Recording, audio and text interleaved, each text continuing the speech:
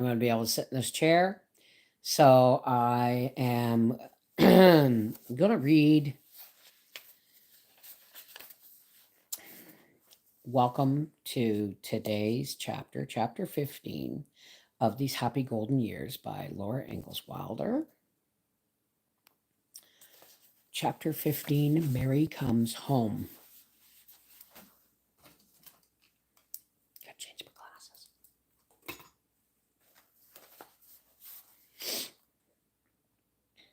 Laura was so glad to be at home again, out on Pa's claim. It was good to milk the cow and drink all she wanted of milk, and to spread butter on her bread and eat again of Ma's good cottage cheese. There were lettuce leaves to be picked in the garden, too, and little red radishes. She had not realized she was so hungry for these good things to eat. Mrs. McKee and Maddie could not get them. Of course, while they were holding down their claim, they should have put in a garden. At home now there were eggs, too, for Ma's flock was doing well. Laura helped Carrie hunt for nests that the hens hid in the hay at the stable and in the tall grass nearby. Grace found a nest of kittens hidden in the manger. They were the grandchildren of the little kitten Pa had bought for 50 cents, and Kitty felt her responsibility. She thought she should hunt for them as well as for her own kittens. She brought in more gophers than all of them could eat, and every day she piled the extra ones by the door for Ma. I declare, Ma said, I never was so embarrassed by a cat's generosity. They came when Mary was coming home. The day came when Mary was coming home. Pa and Ma drove to town to fetch her, and even the train seemed special that afternoon as it came at last, unrolling its black smoke into a melting line low on the sky. From the rise of the ground behind the stable in the garden, they saw the white steam puff up from its engine and heard its whistle. Its far rumbling was still, and they knew that it had stopped in town, and Mary must be there now. What excitement there was when at last the wagon came up from the slough, with Mary sitting on the seat between Pa and Ma. Laura and Carrie both talked at once, and Mary tried to talk to both at the same time. Grace was in everybody's way, her hair flying and her blue eyes wide. Kitty went through the doorway like a streak with her tail swelled to a big brush. Kitty did not like strangers, and she had forgotten Mary. Weren't you afraid to come all by yourself on the cars? Carrie said. Oh, no, Mary smiled. I had no trouble. We learned to do things by ourselves at college. It's part of our education. She did seem much more sure of herself, and she moved easily around the house instead of sitting quiet in her chair. Pa brought in her trunk, and she went to it and knelt down and unlocked it, opened it quite as if she saw it. Then she took from it one after another the presents she had brought.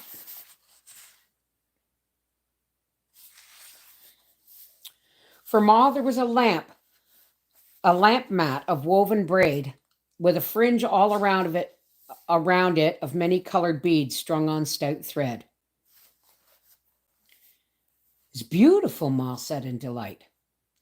Laura's gift was a bracelet of blue and white beads strung on thread and woven together, and Carrie's was a ring of pink and white beads interwoven.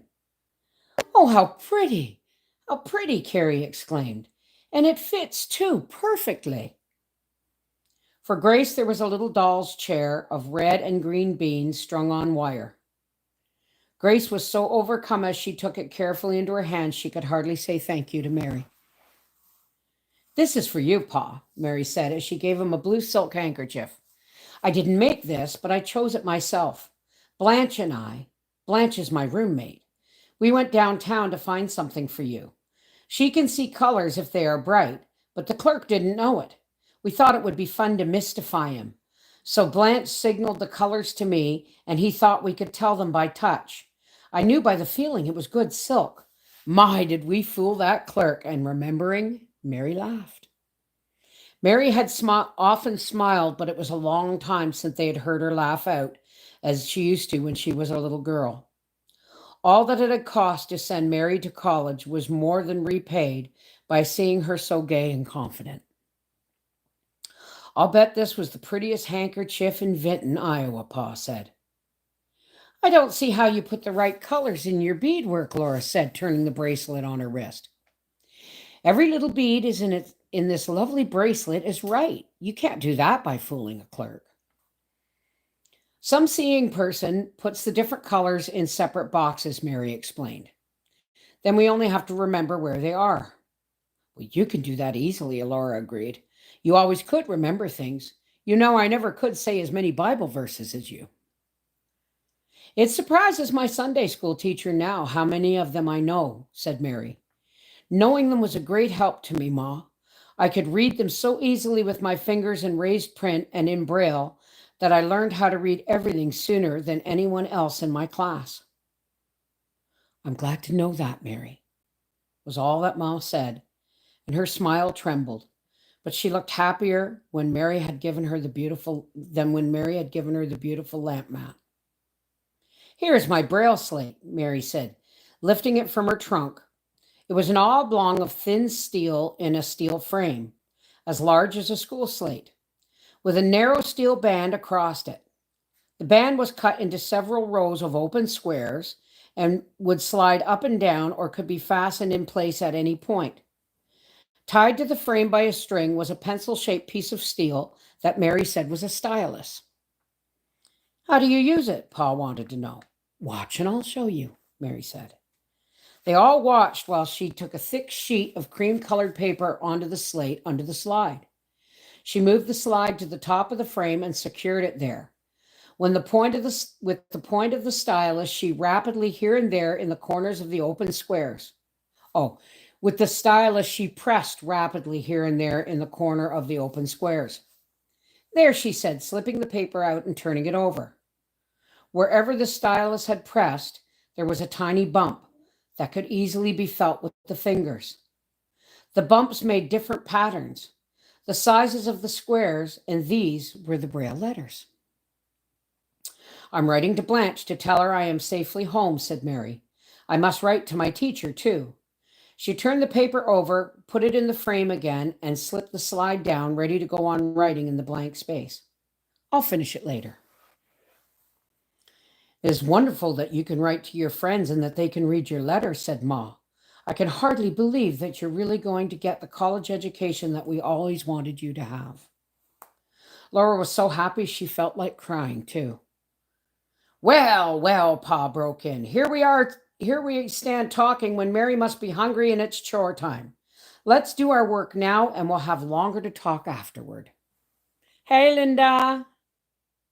Yes, hi, Ninja Clan Kathy. How are you? And Leanne Bishop. You're right, Charles, Ma quickly agreed. Supper will be ready by the time you're ready for it. While Pa took care of the horses, Laura hurried to do the milking, and Carrie made a quick fire to bake the biscuit that Ma was mixing. Supper was ready when Pa came from the stable and Laura had strained the milk.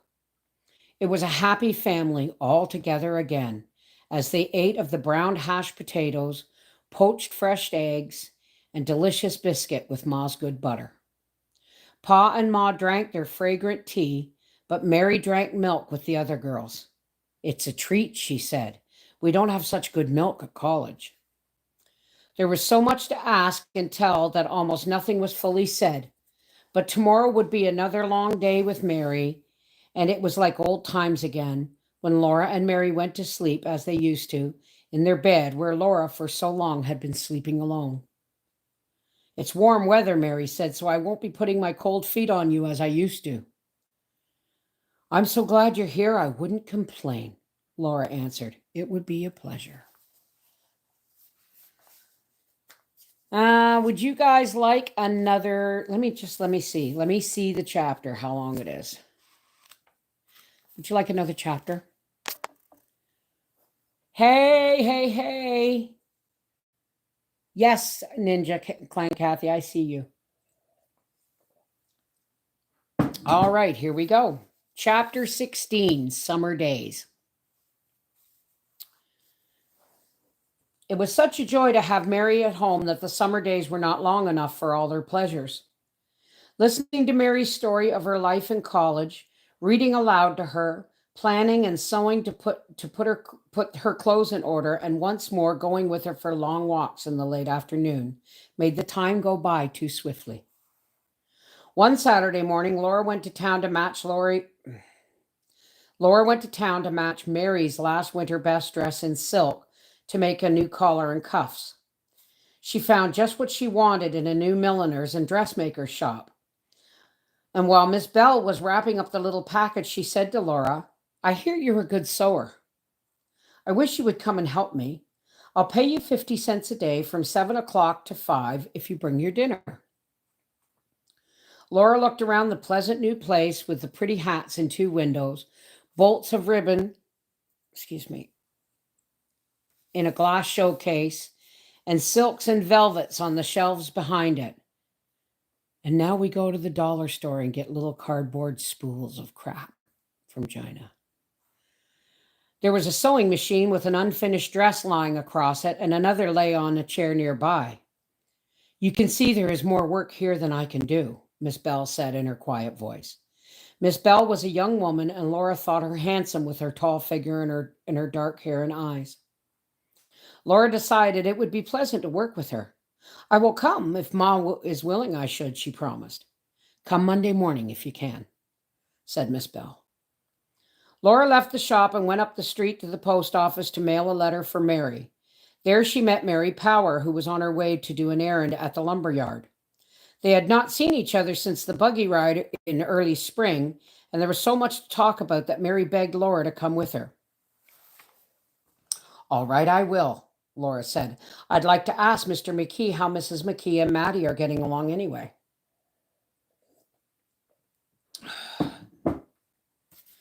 They walked slowly, talking all the way up the street, across the cindery railroad tracks and the dusty street to the corner of the lumber yard, and there they stood talking.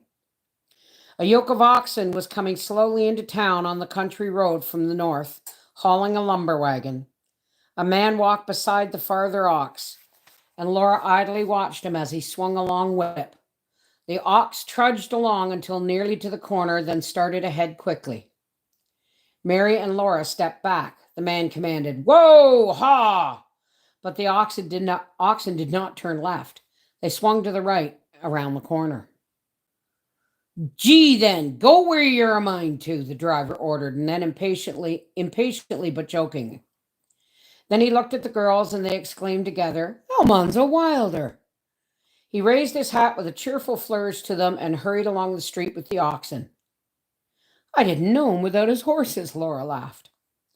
"And the way he was dressed," Mary disparaged him, "in those rough clothes and ugly heavy shoes." "He's likely breaking sod, and that's why he had oxen. He wouldn't work Prince and Lady so hard," Laura explained, more to herself than to Mary Power. "Everybody's working," Mary remarked. "Nobody can have any fun in the summertime. But Nellie Olson is going to ride behind those horses yet if she possibly can. You know the Olsons' claim is a little way east of the Wilders boys' claim." "Have you seen her lately?" Laura asked. "I never see anybody," Mary answered. "All the girls are out on their father's claims, and Cap is teaming every day. Woodsworth is working at the depot, and nobody can get a word with Frank Hawthorne nowadays. He works all the time in the store since his father made him a partner.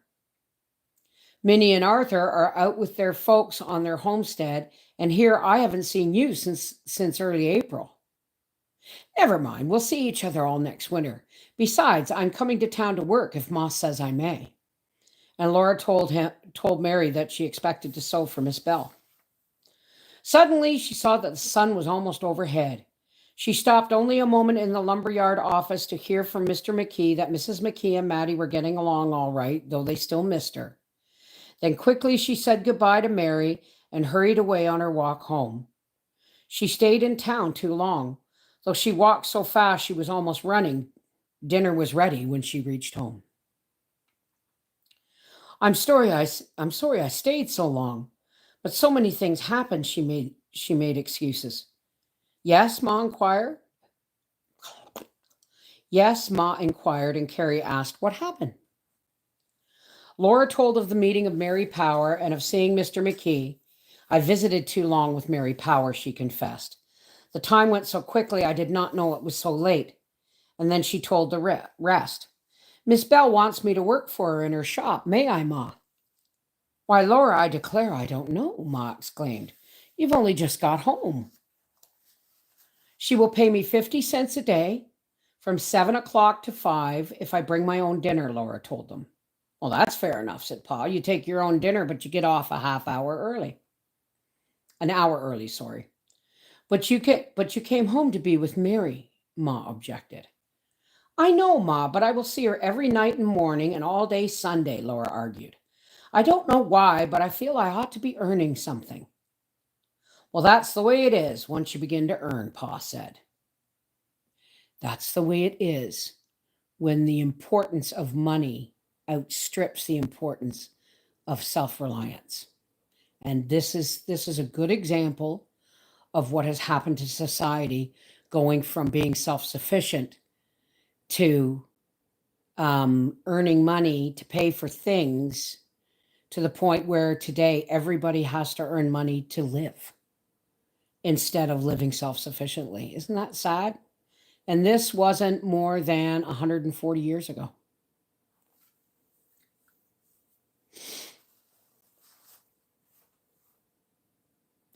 I will be earning $3 a week, said Laura, and seeing Mary too. We'll have lots of time to do things together, won't we, Mary? Yes, and I'll do all your housework while you're gone, Mary offered. Then on Sundays, we'll have our walks. That reminds me, the new church is done, said Pa. We must all go to church tomorrow morning. I'll be so glad to see the new church. I can hardly believe there is one, Mary said. It's there sure enough, Pa assured her. We'll see for ourselves tomorrow. And the next day? Laura asked. Yes, you may go work for Miss Bell. You can try it for a while anyway, Ma said.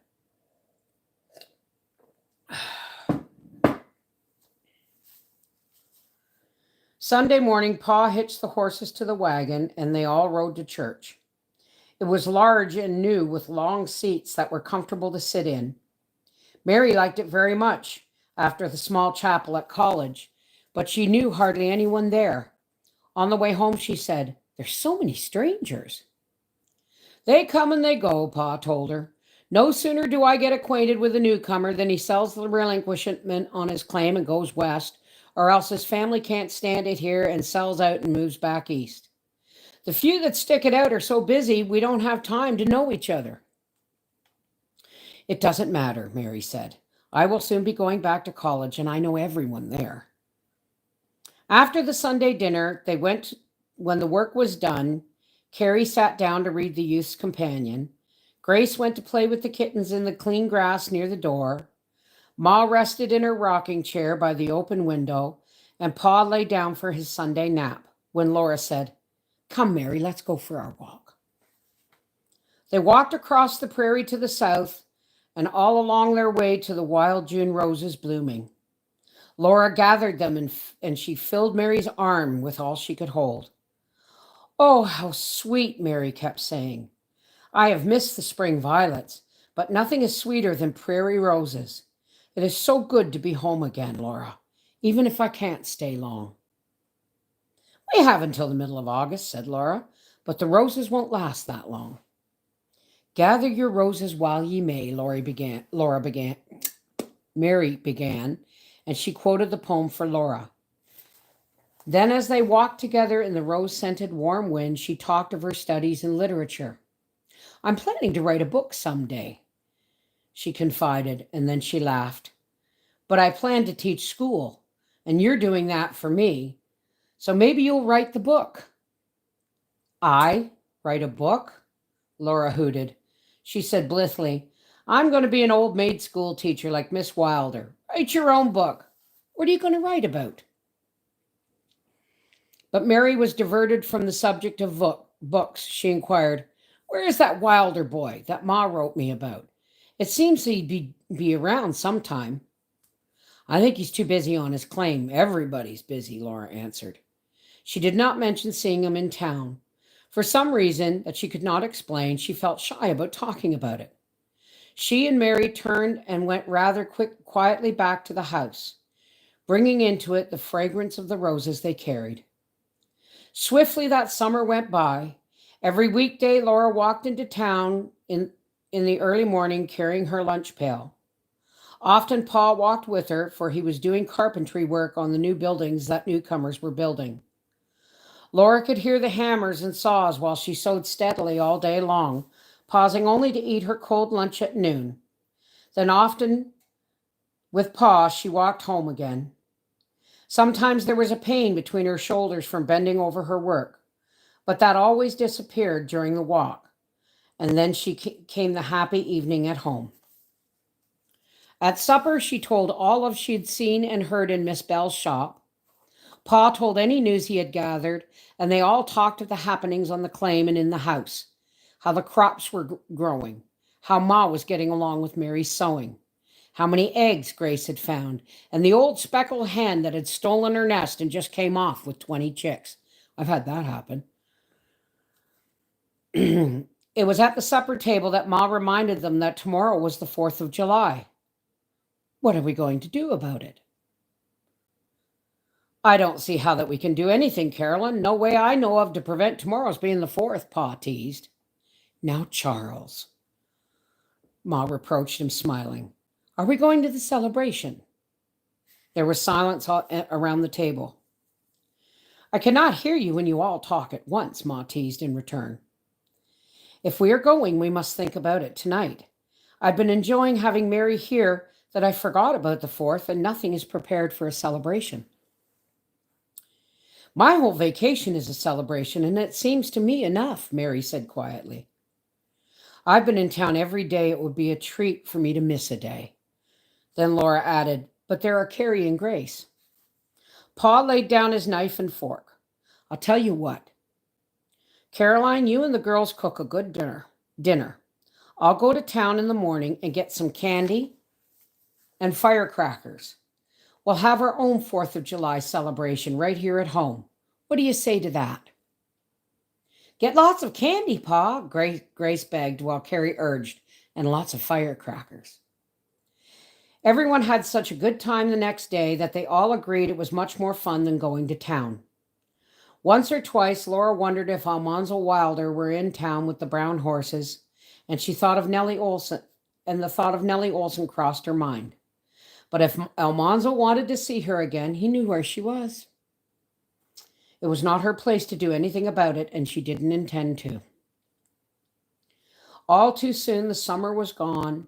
In the last week of August, Mary went back to college, leaving an emptiness in the house. Now Pa cut the oats and the wheat with his long hand cradle because the fields were still too small that they could not pay for a harvester. When the corn was ripe, he cut it and shocked it in the field. He was thin and tired from all the hard work he had done in town and in the fields, and he was restless because people were settling up in the country so thickly. I'd like to go west, he told Ma one day. Howie and I have been talking about it. A fellow doesn't have room to breathe here anymore.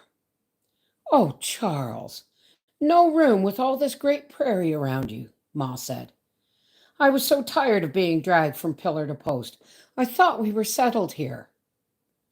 Well, I guess we are, Caroline. Don't fret. Well, I guess we are, Caroline. Don't fret. It's just that my wandering foot gets to itching, I guess. Anyway, I haven't won that bet with Uncle Sam yet, and we stay right here until we win it, till I can prove up on this homestead claim. Laura knew how he felt, for she saw the look in his blue eyes as he gazed over the rolling prairie westward from the open door where he stood. He must stay in a settled country for the sake of them all, just as she must teach school again, though she did so hate to be shut in a schoolroom. Thank you for joining me for these happy golden years, chapter 15 and 16. We'll see you again soon. And I hope you don't mind hearing it from my chair while I heal. I'm in a lot of,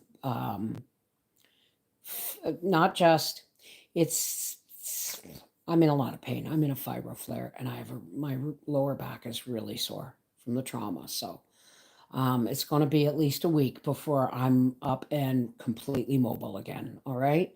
I love you guys. Take care. God bless. Mwah. Poke.